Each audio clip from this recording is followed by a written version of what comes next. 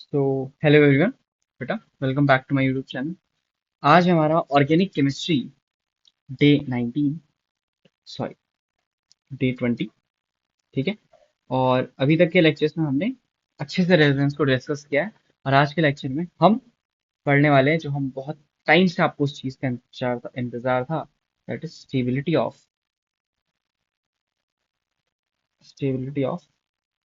Resonating structures. Stability of resonating structures, ये हमारा आज का टॉपिक होने वाला है ना। आप भी सोच रहे होंगे इतने सारे रेजोनेटिंग स्ट्रक्चर ड्रॉ कर रहे हैं, कुछ तो फायदा होगा कंपाउंड को, हम कुछ तो इससे फायदा पहुंचा पाएंगे। ठीक है, कंपाउंड को इससे हम तो कुछ फायदा पहुंचा पाएंगे। ठीक है, तो जो आज का हमारा टॉपिक है, एक होगा हमारा स्टेबिलिटी ऑफ रेजोनेटिंग स्ट्रक्चर्स, अगला होगा हमारा ब्रेड्स लूप। ठीक है, एक क्या बोला मैंने बोला स्टेबिलिटी ऑफ रेजोनेटिंग स्ट्रक्चर, फिर मेरा होगा ब्रेड्स लूप। फिर आगे के लेक्चर्स में मैं आपको रेजोनेंस एनर्जी पढ़ाऊंगा, और रेजोनेंस एनर्जी खत्म करने के बाद हम अपना एरोमेटिसिटी वाला पार्ट या रेजोनेंस और मेसोमेरिक इफेक्ट वाला पार्ट पहले स्टार्ट करेंगे, फिर एरोमेटिसिटी वाले पार्ट पे जाएंगे। इसके बाद मैं आपको इस वाले पार्ट की एनसीईआरटी सॉल्व करा दूंगा। ठीक है, फिर उसके बाद हम अपना हाइपर कॉन्जुगेशन स्टार्ट करेंगे। तो चलिए बिना किसी समय को बर्बाद किए हुए आगे बढ़ते हैं। Okay, so tell me sir, हम क्या बताओ, आप बताओ। अभी आपने कुछ पढ़ाया नहीं? हाँ बेटा सही बोला, मैंने अभी कुछ पढ़ाया नहीं है। तो चलो मैं तुम्हें बताता हूँ पहला रूल। तो देखो, जो स्टेबिलिटी हम निकालेंगे, we will have some rules. Okay, we will have some rules. Yes sir, we will have some rules. Number one rule, सबसे पहला रूल, क्या तुम्हें ऑक्टेट रूल याद है? हाँ सर, हर एटम के 8 इलेक्ट्रॉन होने चाहिए। हाँ, तो यहाँ पे क्या होना चाहिए? Octet should be complete. पहला रूल क्या है?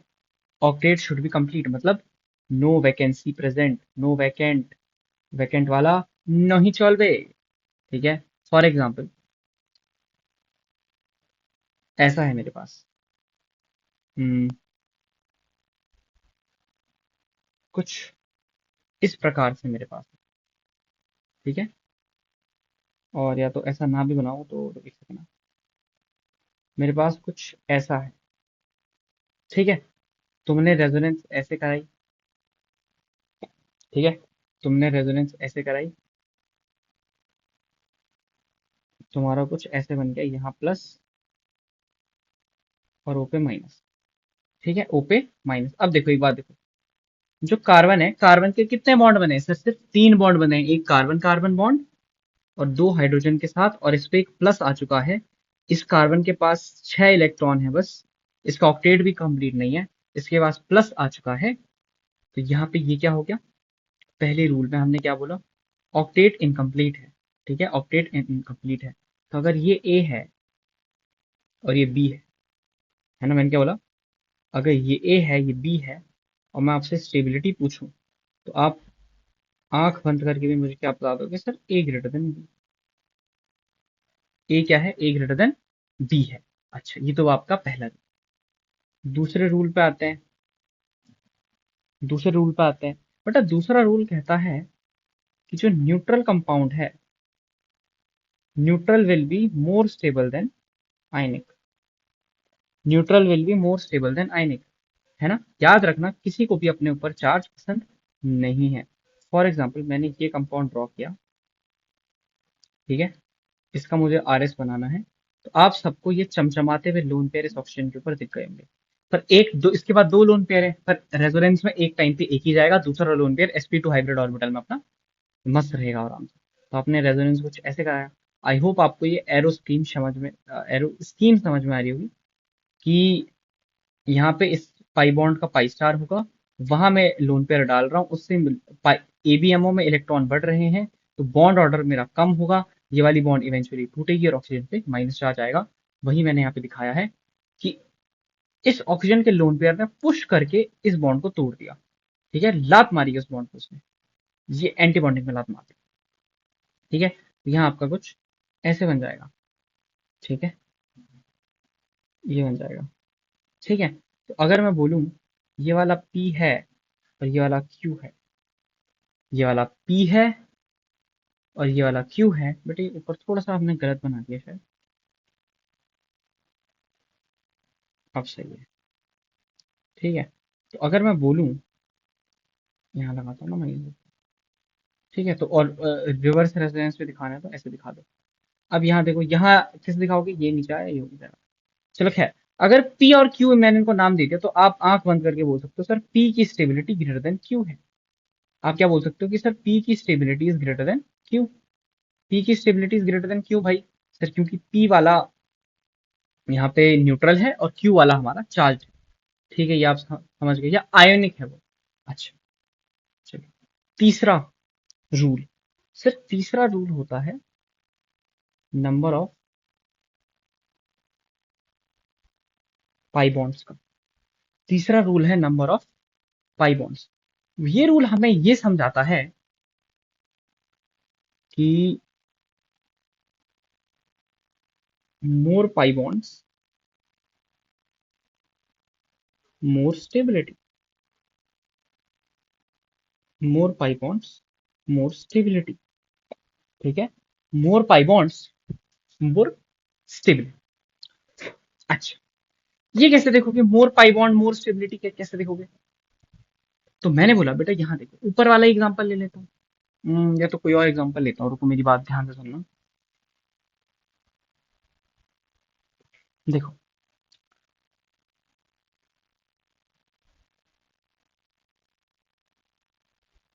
ये था, तुमने इसका रेजोनेंस करवाया, तो ये वाली बॉन्ड इधर और ये वाली बॉन्ड इधर, क्या बना देखो, श्यों, और यहाँ माइनस, यहाँ प्लस। ठीक है, अब बताओ, अगर ये ए है और ये बी है, तो किसकी स्टेबिलिटी ज्यादा है? Sir A greater than B, है ना? अब आप मेरे को एक बात बताओ, क्या आप ए ग्रेटर देन बी के 3 फैक्टर बता सकते हो मुझे? हाँ सर, सबसे पहला, इसका ऑक्टेट इनकम्प्लीट है। दूसरा, यहाँ पे चार्ज है, ये न्यूट्रल है। तीसरा, इस पे 2 पाई बॉन्ड है और इस पे एक ही पाई बॉन्ड है। ठीक है, आप समझे मैंने क्या किया? समझे मैंने क्या किया? मैंने इन रूल्स को एक ऑर्डर में लगाया कि सबसे पहले मैं ऑक्टेट चेक करूंगा, आपको भी ऐसे ही करना है, सबसे पहले ऑक्टेट चेक करना है, फिर आपको न्यूट्रल आयनिक चेक करना है, फिर आपको number of pi bond check करना है। सर क्या और कुछ भी चेक करना होता है? हाँ बेटा, अभी तो बहुत कुछ चेक करना है। तो सर कब बताओगे? अभी बता रहा हूँ। देखो, फोर्थ फोर्थ में जो आपका रूल है, that is opposite charges together. तो क्या होगा बताओ, आप बताओ। अगर अपोजिट चार्जेस टुगेदर है तो क्या होगा? अट्रैक्शन। और अट्रैक्शन मतलब वो पास आ रहे हैं, तो स्टेबिलिटी बढ़ जाती है, इससे इससे क्या हो जाता है? Stability increases, stability increases. अच्छा, vice versa for same charges, vice versa for same charges लिख रहा हूँ, लाइक चार्जेस। ठीक है, vice versa for like charges, मतलब अगर लाइक चार्जेस पास आ गए तो स्टेबिलिटी डिक्रीज होगी। क्यों? क्योंकि सर यहाँ पे होगा तगड़ा रिपल्शन, माइनस माइनस को रिपेल करेगा, प्लस प्लस को रिपेल करेगा, तगड़ा रिपल्शन होगा। सर क्या आप इसका एक एग्जाम्पल दे सकते हो?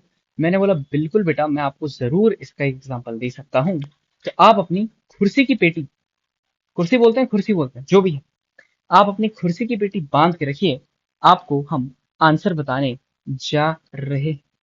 ठीक है, फॉर एग्जाम्पल, कैसा एग्जाम्पल दूं, कैसा एग्जाम्पल दूं बेटा? Let me think a little. एक अच्छा एग्जाम्पल देता हूँ। आप एक काम करो, अपोजिट चार्जेस तो क्या करना, हम्म चलो ये देखो,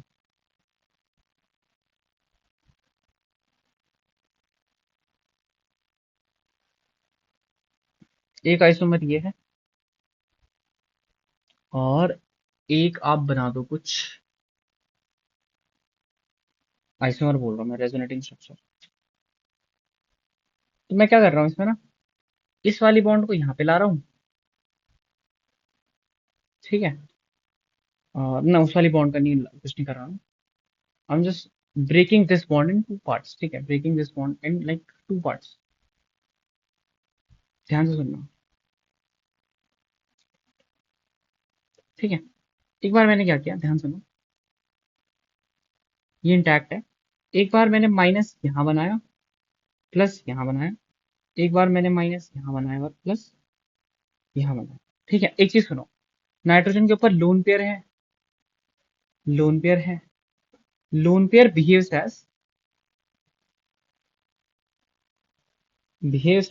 एज क्या, वो होता ही है माइनस, मतलब दो इलेक्ट्रॉन है। कितने इलेक्ट्रॉन है, दो इलेक्ट्रॉन है, माइनस चार्ज का मतलब ये होता है दो इलेक्ट्रॉन। अच्छा, अब बताओ, अब मैं ए ये ले रहा हूं और मैं बी ये ले रहा हूं। सबसे पहले चेक करो ऑक्टेट का, सर ऑक्टेट इसमें भी इनकम्प्लीट है, इसमें भी इनकम्प्लीट है।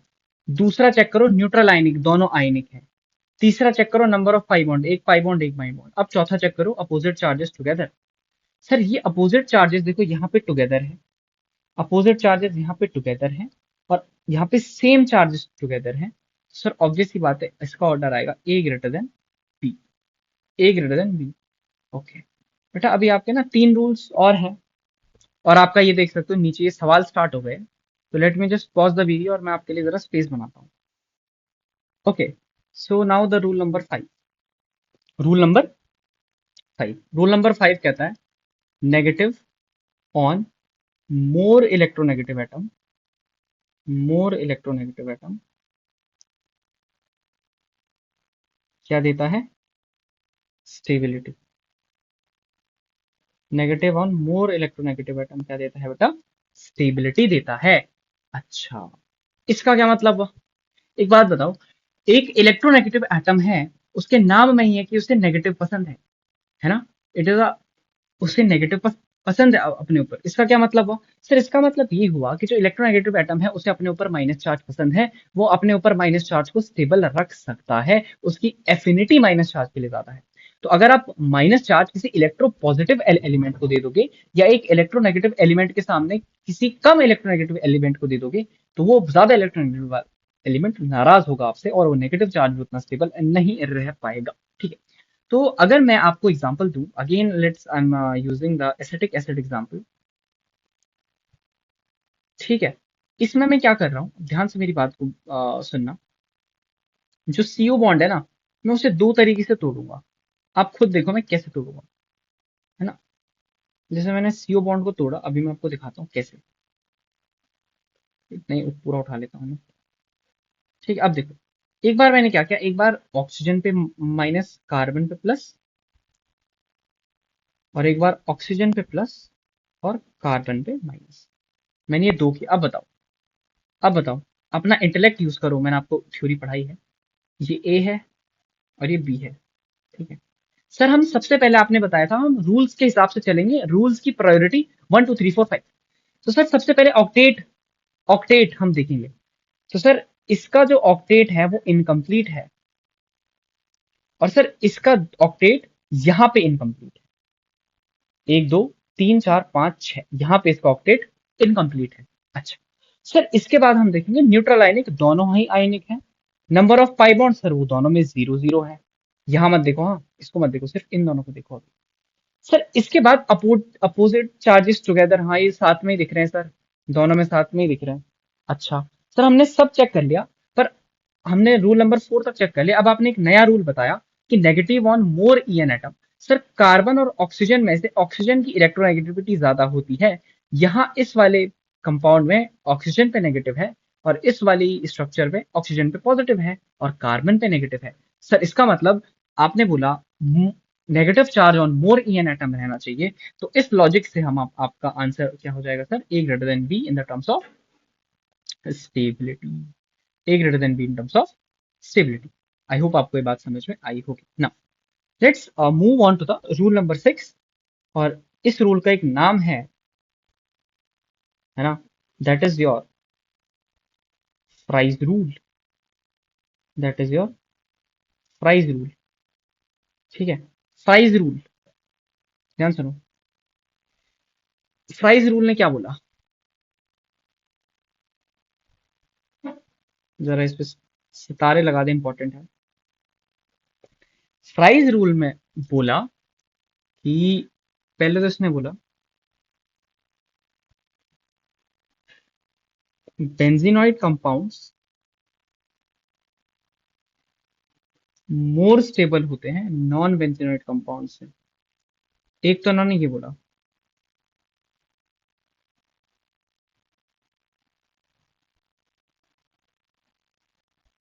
ठीक है। और दूसरा इन्होंने बोला कि separated benzene rings, separated benzene rings is more stable than free benzene rings. Sorry, same than fused benzene rings.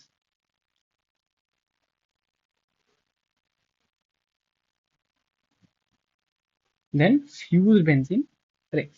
ठीक है, let me give you an example for this. ठीक है, ध्यान सुनना। पहले तो उसने बोल दिया कि benzenoid compounds is more stable then non benzenoid compound. ठीक है, तो हमने क्या किया, हमने कुछ ड्रॉ किया। ठीक है, फॉर एग्जांपल ये व्हाइट से लिखता हूँ ना पहले। बेटा सॉरी फॉर द इनकन्वीनियंस, हाँ एक second. Okay okay, so let's have a look. जो पहला है कि बेंजीनॉइड कंपाउंड ज्यादा होंगे तो स्टेबिलिटी ज्यादा होगी। मोर बेंजीन इज मोर स्टेबिलिटी। एक आपका ये हो गया, नाम बता दो जो बेंजीन। दूसरा बताओ नेफ्थलीन। तीसरा बताओ, सर तीसरा बनाओ तो सही पहले, हाँ बेटा सही बोला सर, एंथ्रासीन। ठीक है, तो स्टेबिलिटी कुछ इस प्रकार से होती है। ठीक है, जितनी ज्यादा बेंजीन उतनी ज्यादा स्टेबिलिटी। अच्छा अच्छा, ठीक है सर दूसरा रूल बताओ। बेटा देखो दूसरा रूल क्या है, आपको मैं फील दिलाता हूँ इसका। उसमें बोला है कि separated benzene rings, for example मैंने ये बना दिया है ना, दो बेंजीन की रिंग सेपरेटेड है, और मैंने दो फ्यूज बेंजीन की रिंग बना दी, that is our naphthalene. Sir हमें इसका तो नाम पता है नेफ्थलीन, इसका कोई नाम है, हाँ बेटा इसका नाम है बाइफिनाइल। इसका क्या नाम है, बाइफिनाइल। हम इसकी प्रिपरेशन भी पढ़ते हैं। नेफ्थलीन का मैं आपको एक कन्वर्जन सवाल दूंगा, उसमें आपकी नेफ्थलीन बन जाएगी। चलो इन दोनों की जब हमने स्टेबिलिटी कंपेयर करी, let one B A and one B, बहुत प्यारी चीज बताऊंगा, सुनो। अगर मैं स्टेबिलिटी की बात करूं, अगर मैं स्टेबिलिटी की बात करूं, नंबर वन, और दूसरा मैं रेजोनेंस एनर्जी, सर अभी पढ़ा ही नहीं कोई बेटा, ऑर्डर देख ले बस, आगे पढ़ा दूंगा। ओके सर, रेजोनेंस एनर्जी की बात, सर स्टेबिलिटी तो ए ग्रेटर देन बी है। क्यों? इसके कितने आर एस आते हैं बेटा, सर इसके आर एस चार आते हैं, आपने सिखाया है। इसके कितने आर एस आते हैं बेटा, सर इसके आर एस, सर यानी more R S is more stability. हाँ, more R S is more stability, but सिर्फ ऐसे कंपाउंड्स में, है ना। अच्छा सर, रेजोनेंस एनर्जी का क्या ऑर्डर आता है बेटा, B is greater than A. Sir ये कैसा आया, आगे पढ़ेंगे कैसा आया ये, वो आगे पढ़ेंगे। ठीक है, और रेजोनेंस एनर्जी मतलब मैं क्या कर रहा हूँ ना, देखो इस पूरी रिंग की रेजोनेंस एनर्जी ले रहा हूँ। ठीक है, नेफ्थलीन की पूरी रिंग, पूरी नेफ्थलीन की रेजोनेंस एनर्जी ले रहा हूँ, और इस पूरे की रेजोनेंस एनर्जी ले रहा हूँ। ठीक है, पर अगर आप पर रिंग रेजोनेंस एनर्जी लोगे, सिर्फ इस रिंग की लोगे और सिर्फ इस रिंग की लोगे, तब आपका यही जीतेगा। पर ओवरऑल अगर आप लोगे लोगे तो नेफ्थलीन जीतेगा, क्योंकि देखो नेफ्थलीन में पेरिफेरल पेरिफेरल रेजोनेंस है, देखो पेरिफेरल रेजोनेंस है, और इसमें क्या है, इसका अलग रेजोनेंस है, इसका अलग रेजोनेंस है, और इसका एक ही रेजोनेंस है, उसकी रेजोनेंस एनर्जी ज्यादा आती है। ठीक है, एक और एग्जांपल देखो, मैं आपके सामने नेफ्थलीन के तीन रेजोनेटिंग स्ट्रक्चर्स ड्रॉ करता हूँ। ठीक है, जो कि हमने तीन ड्रॉ करे थे वही मैं आपके सामने ड्रॉ कर रहा हूँ। ये हमने पढ़ रखे हैं। अगर आपने ऐसे मुंह बनाया कि आपने नहीं पढ़ रखे हैं तो बेटा डूब मरो पानी में।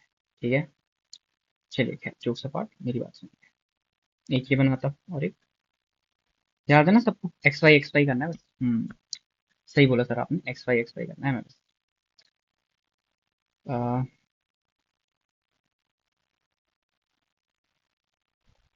देखो ध्यान से, ये ए है, ये बी है, ये सी है। अब देखो सर, इसमें मुझे एक बेंजीन बनती हुई दिख रही है। सर इसमें एक बेंजीन यहाँ पे दिख रही है और एक बेंजीन यहाँ पे दिख रही है। अच्छा सर इसमें भी सिर्फ एक बेंजीन दिख रही है। क्या देखा तुमने? सर यहाँ पे एक बेंजीन देखी, यहाँ पे कितनी, एक बेंजीन देखी। सर यहाँ पे दो बेंजीन देखी और यहाँ पे एक बेंजीन देखी। ठीक है, so if I will tell you और I will ask you tell me the order of stability. ठीक है, आप बोलोगे सर बी वाला तो definitely more stable than A and C. अब सर ए और सी में क्या है घपला, कि ए में भी एक बेंजीन है और सी में भी एक बेंजीन है, तो सर क्या हमें बराबर कर सकते हैं? हाँ बेटा, इन्हें तुम बराबर कर सकते हो। ये आपका आंसर आ जाएगा इस सवाल का, कि स्टेबिलिटी ऑफ ये नेफ्थलीन की resonating structures without charge separation is this. ठीक है, मोर बेंजीन। अच्छा, तो एक बार हम और रिवाइज कर लेते हैं, है ना? क्यों ना मैं आपको कुछ और नाम बता दूं इनके, है ना? नाम याद करिए, फायदा ही है, पर फिर भी ओके। देखो, अपोजिट चार्ज टुगेदर अट्रैक्शन और vice versa for like charges, है ना? इसका मतलब क्या है कि अगर अपोजिट चार्जेस आप दूर ले जाओगे, अगर आप चार्ज सेपरेट करोगे, है ना? अपोजिट चार्जेस को दूर ले जाने का क्या मतलब है? चार्ज सेपरेट करोगे तो उससे हमारा क्या हो जाता है? चार्ज सेपरेशन जब भी होता है एक रेजोनेटिंग स्ट्रक्चर में, तो ये हमारी स्टेबिलिटी घटा देता है, क्योंकि अगर माइनस और प्लस को आप दूर दूर करोगे तो वो क्या हो जाएगा? वो अनस्टेबल हो जाएगा। माइनस प्लस को दूर दूर नहीं करना है, अपोजिट चार्जेस को तो साथ रखना है। किसका चार्ज सेपरेशन? माइनस दूर जा रहा है, प्लस ये बता रहा हूं मैं यहाँ पे। अच्छा, अब एक चीज सोचो, आपने सब कुछ कैलकुलेट कर लिया, आपने सब कुछ देख लिया, आपने ऑक्टेट देख लिया, आपने न्यूट्रल आयनिक देख लिया, आपने पाई बॉन्ड्स देख लिया, आपने अपोजिट चार्जेस देख लिया, आपने नेगेटिव ऑन मोर ईएन देख लिया, आपने मोर बेंजीन देख ली, फ्राइज रूल देख लिया। अब भी आपका आंसर नहीं आ रहा है। अब भी आपका आंसर क्या हो रहा है? आपका आंसर अभी भी नहीं आ रहा है। तो अब आप दुविधा में फंस जाओगे, सर अब क्या करें, कि सर अब क्या करें? तो बेटा, रेजोनेंस के क्वेश्चन में एंट्री लेता है हमारा inductive effect. Inductive effect, inductive effect. अच्छा सर, सवाल दिखाओ इसका पहले आप। अभी दिखाता हूँ। For example, I have resonating structures like these, plus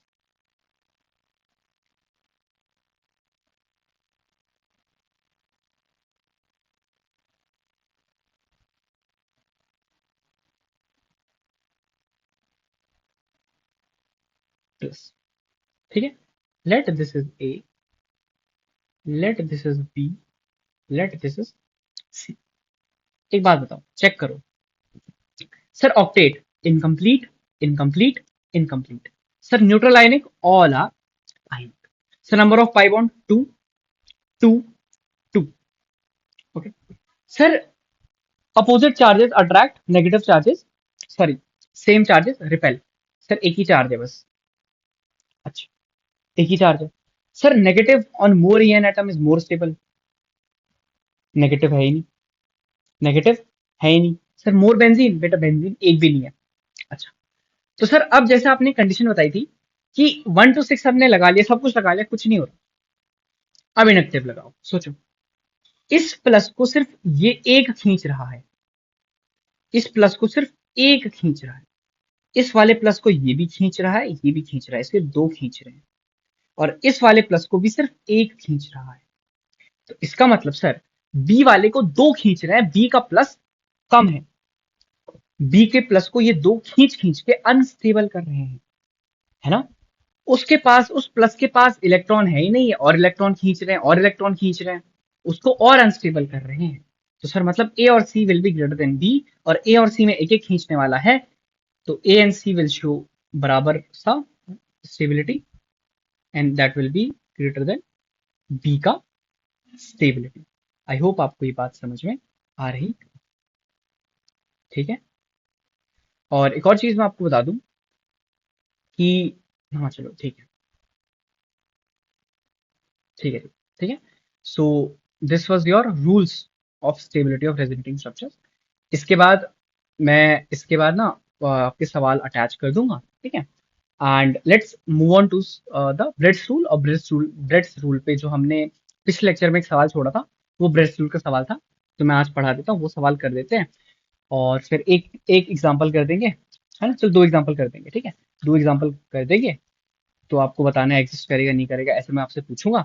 और इसके बाद आप क्या करोगे, इसके बाद मैं आपको सवाल दे दूंगा होमवर्क के लिए, नेक्स्ट लेक्चर में उन सवालों को डिस्कस कर लेंगे, ठीक है? और रेजोनेंस एनर्जी से पहले रेजोनेंस इफेक्ट और मेसोमेरिक इफेक्ट हम पढ़ेंगे। चलिए, तो देखो सवाल आपके यहाँ पे हैं। चलो मैं इसको हटा ही देता हूँ अभी के लिए, ठीक है? बस अभी के लिए ऊपर कर रहा हूँ, यहाँ पे हम ब्रेड स्टूल देख लेते हैं, सवाल आपके दिखा दूंगा मैं आपको। ओके, चलिए, तो सब लोग बच्चे मेरे साथ हेडिंग डालिए, ब्रेड चाचा का रूल। गंदा भैया, गंदा बन गया ना, चलो कोई नहीं, हमें गंदे से क्या लेना देना है। सर आर कहाँ है बेटा, आर, वही मैं भी सोच रहा था, आर कहाँ है? ब्रेड से, ठीक है, इट इज बेटा व्हाट, ब्रेड्स रूल। सर ये ब्रेड खाता था क्या रूल? नहीं बेटा, ये ब्रेड नहीं, ब्रेड्स है, ब्रेड्स रूल, ठीक है, ब्रेड्स रूल। आजकल तो लोग बोल रहे हैं it is not applicable, but हमारे सिलेबस से नहीं हटा है, हमें पढ़ना है। व्हाट डिड ही सेड, क्या बोला इन्होंने बोला in a ring, in a carbon की रिंग, ऑब्वियस सी बात है, अभी तक तो ऑर्गेनिक में इतना समझ गए होंगे रिंग का मतलब क्या होता है। तो इन्होंने बोला in a ring which is less than equals to 8 carbons, 8 carbons या 8 मेंबर्स, मेंबर्स क्या होते हैं, एटम्स, है ना? और एटम्स, तो मैं ये नहीं बोल रहा हूँ कि सिर्फ कार्बन कार्बन की, और भी हो सकते हैं। तो in R ring less than और equal to 8 carbon, then planarity, planarity का मतलब क्या होता है sir, sp2 is not possible, is not possible on bridge headed carbon, है ना? आपके लिए एक नया वर्ड आ गया, ब्रिज हेडेड कार्बन, या ब्रिज हेडेड पोजीशन, जहां पे से ब्रिज बन रहा है उस पोजीशन पे प्लेनैरिटी या sp2 नहीं आ सकता, ठीक है? या उस एटम पे sp2 नहीं आ सकता। फॉर एग्जाम्पल, ठीक है, सुनो, अगर मैं एक ऐसा कंपाउंड ड्रॉ करूं तुम्हारे सामने, let me change the colour real quick,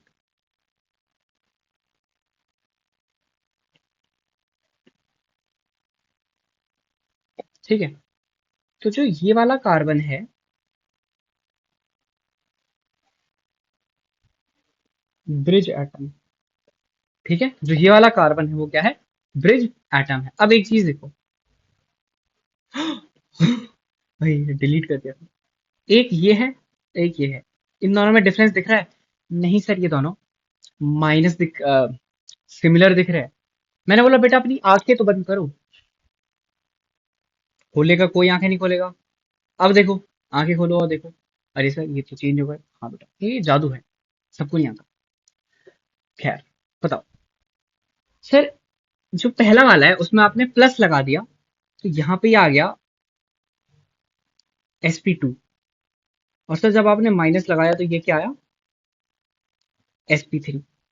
तो सर ये वाला आपका ट्रू है, रियल है, sp3 वाला क्या है, रियल है, और जो आपका sp2 है वो आपका ना रियल है, इट इज नॉट रियल, ठीक है? It is not real, it is not real, ठीक है? sp2 आपका नॉट रियल, और sp3 आपका क्या है, रियल है, ठीक है? ये था बस ब्रेड्स रूल, इतना ही है, ठीक है? ब्रेड्स रूल इतना ही है बस आपका, तो ये है, ठीक है? इसके भी क्वेश्चंस मैं आपको दे दूंगा, ठीक है? इसके भी क्वेश्चंस मैं आपको दे दूंगा, और फिर आपको इसके क्वेश्चंस के साथ हम स्टेबिलिटी का कंपेयर करेंगे। इसके क्वेश्चंस के साथ हम क्या करेंगे बेटा, आपकी स्टेबिलिटी वी विल कंपेयर, ठीक है? स्टेबिलिटी हम कंपेयर कर लेंगे। चल, दिखाइए, बताइए, देखो ये क्वेश्चन था, इस क्वेश्चन को मैं सबसे ऊपर ऐड करूंगा, ठीक है? अब बताओ क्वेश्चन क्या है, in which of the following compound lone pair of nitrogen is not involve in resonance, in which of the following compound lone pair of nitrogen is non involve in resonance. एक बात बताओ, क्या इस वाले compound में यही दिक्कत थी, क्योंकि यहाँ पे ब्रिज हेड है, क्या नाइट्रोजन यहाँ पे ब्रिज हेड एटम है? क्या ब्रिज एटम है नाइट्रोजन? हाँ। तो सर इसको sp3 ही रहना पड़ेगा। हाँ। तो एक चीज गौर से देखो,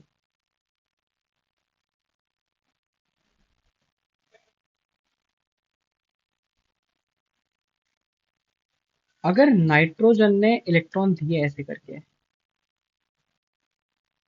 ठीक है, नाइट्रोजन ने इलेक्ट्रॉन दे दिए, सपोज दे दिए, हमें क्या है, दे दिए, तो सर ये कुछ ऐसा बन जाएगा। सर आपने पाप कर दिया है।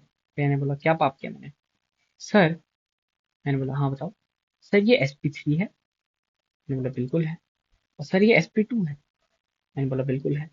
तो मैंने बोला तो प्रॉब्लम क्या है, ये तुम्हारी दिक्कत क्या है? फिर तुमने बोला सर जरा अपना स्लाइड ऊपर करो। मैंने बोला कर दी। अब तुमने बोला पढ़ो उसे। मैंने बोला in a ring less than equals to 8 carbon members of atoms, then planarity is not possible on bridge headed atom और कार्बन और position of that atom particular. फिर तुमने बोला सर एक बार फिर से पढ़ो। मैंने बोला अच्छा बेटा, यहाँ पे sp2 लिखा है, यानी कि ब्रिज एटम पे sp2 इज नॉट पॉसिबल।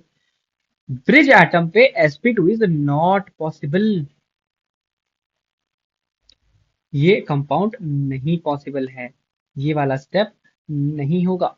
ठीक है, ये वाला स्टेप नहीं होगा, इसीलिए बोला है नॉट इन्वॉल्व इन रेजोनेंस।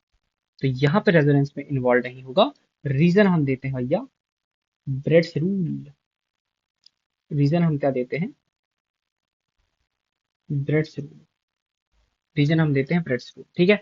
बाकी यहाँ कर जाएगा आराम से, यहाँ भी आराम से कर जाएगा, और यहाँ भी आराम से कर जाएगा। ठीक है, तो इसका रीजन ये है। ठीक है, इसके बाद मैं आपको इसके सवाल दे दूंगा, आप उन सवालों को करना। ये लेक्चर इतना था, छोटा सा लेक्चर है ये। ठीक है, सवाल मैं ऐड कर दूंगा। ठीक है, उसकी चिंता आप ना ही करें तो बढ़िया है, बिकॉज मैं सारे सवाल आपके लिए ऐड कर दूंगा। सो क्वेश्चंस दिखाने के बाद आपको थैंक यू बोलते हैं। ठीक है। Okay, so I have given you the questions.